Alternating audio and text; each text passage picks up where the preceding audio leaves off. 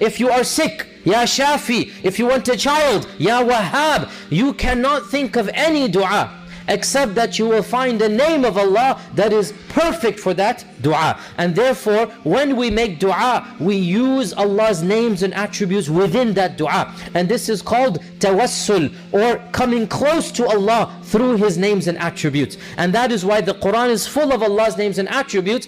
And the most common name that is used, by the way, is the name Rabbana.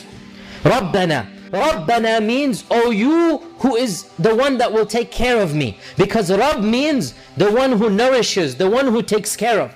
So when you say, oh Allah, you are my Rabb, means who else is going to solve my problem? Who else will cure me? Who else will give me what I want? You are my Rabb, and I have no Rabb besides you. So the most common name that is used in dua is Rabb, Rabbi and Rabbana. So we can use this in all duas, and then we can use specific names and attributes for specific duas that we have. Another way that we can make our dua rise higher up is that we can mention to Allah good deeds that we have done in order to have our dua raise higher up.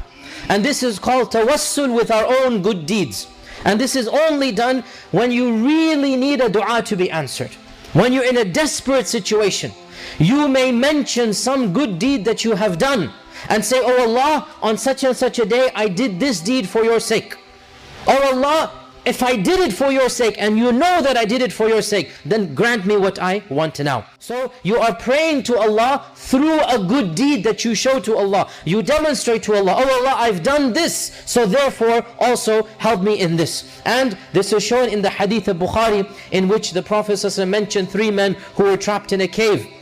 And a rock had fallen on the cover, on the opening of the cave. And all 3 of them mentioned a good deed. One of them could have stolen some money, but he didn't. One of them was very righteous to his mother and father.